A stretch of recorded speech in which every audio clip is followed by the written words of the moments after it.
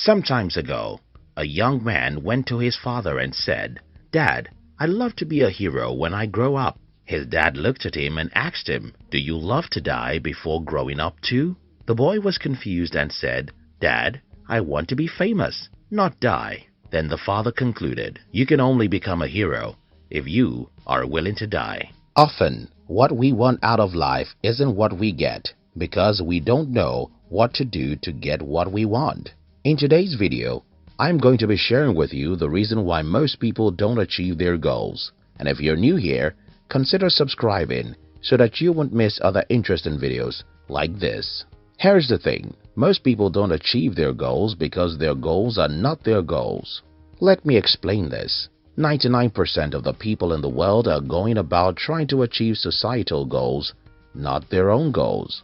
For example, society says that it's important to have degrees. Society says you're rich if you have $1 million.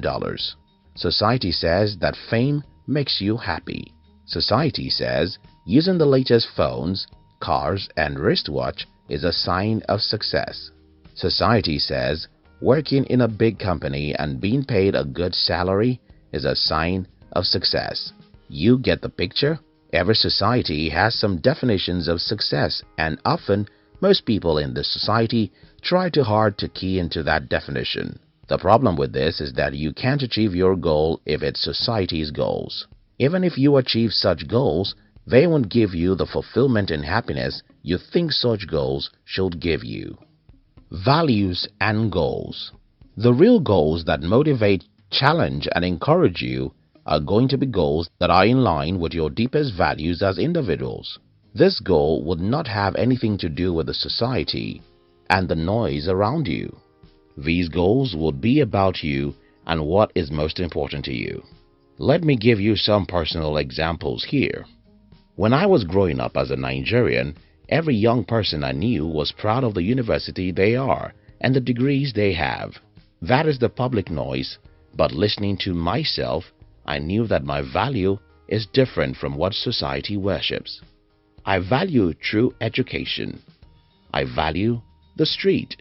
I value making mistakes, learning, and becoming smart in the real world. I value creating stuff from scratch, no matter how difficult it will be. If I had listened to the society and set my goals according to what my society says are important, today I would probably be a professor, but I will be miserable because deep within I don't value such things. Another example I can give you here is this. Again, in my culture, 3 things are very important. Of course, after certificates. They are having children, buying cars, and building a house or buying your own home. For all of these, I have been pressured by my relatives. My parents still told me on the phone a few weeks ago to go and build a house of my own. The culture says it's important, in fact, compulsory, and everyone struggles to do it.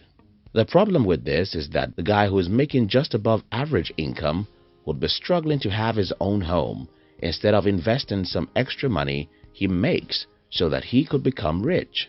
Because he's struggling to fit in, he wouldn't be happy.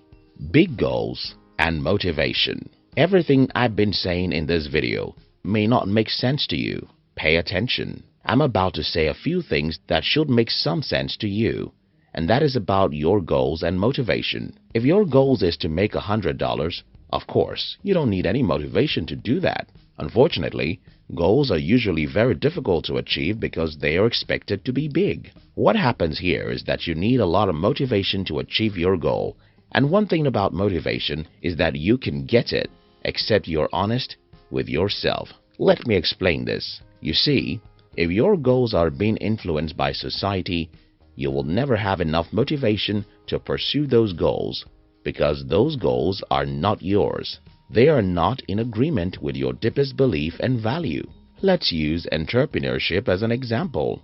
Everybody in the world wants to be an entrepreneur these days, but only very few of us ever succeed. Why is this? I think I have an answer. Most people want to be an entrepreneur for the wrong reason. Some want to be entrepreneurs because they want to make a lot of money and buy the Rolex, iPhones, and the mansion. The dream of materialism being the sign of success is what the society preaches, and it's not true. But because most people buy into this lie, they dream it and they never get it. The reason why they never get it is simple. If you start a business because you want to buy the most expensive phones, after 3 years of failure, something deep within you will start telling you that you're stupid. You will lack the motivation to pursue your dream because your dream is built on societal deception. When I decided to become an entrepreneur, my primary motivation was freedom. That doesn't have to be your motivation, but for me, I value freedom more than anything in the world. And I thought the only way I could get the freedom I wanted was to build a business of my own. 3 years into the business, I made no money. 5 years and 7 years went by. Everyone thought that I was crazy. And they were right. They were right because my goal is closely attached to my value. I would rather get it or die, because without my freedom, I cannot leave. Almost everyone who told me that they wanted to start a business when I started either gave up or never started at all. What is the difference? Most of them were driven by societal goals. Their goals are not driven by their values, so they are not willing to die for it. The father in my opening story asked his son, "Can you die to become a hero?" To which his son said, "No, I want to become famous. I don't want to die." The reason why that child doesn't want to die is that war isn't value. He simply wants to be famous because he has seen other people being famous as heroes. What that child doesn't know is that those who become heroes were prepared to die. If you can't die for it, you can't have it. If your goals aren't so important that you can die for them, you can't have them. The only way to make your goals very important to you is to set goals according to your deepest values, not necessarily what the society says is the definition of success. Let me give you some good examples here. Some of us in our deepest mind love to raise kids. That is life and death to us. We love kids, and seeing them grow up will have made us the most successful humans in the world. But because we see the pictures of some people's Lamborghini on Facebook, we were deceived into believing that pursuing money to buy the fastest cars is the definition of success. We run after degrees to get a good job. We get a good job and get the second job. Some of us start businesses, and before we know it, we have no time to be with our kids. We are dying because we are not pursuing our goals, but that of society. But we all pretend all is well. Some of us love nature. We would be happy being in one village observing and researching about nature. But we want to be musicians because musicians are rich. We pursue societal goals, and they only lead us to emptiness. Some of us value spirituality and would be the happiest human if we can eat, drink, and obey all the commandments of God. But we are in a terrible corporate world where lies and deceit is the only way to climb the ladder. How can we be happy? I don't even know, maybe I'm preaching in this video, but here is my advice for you. Be yourself.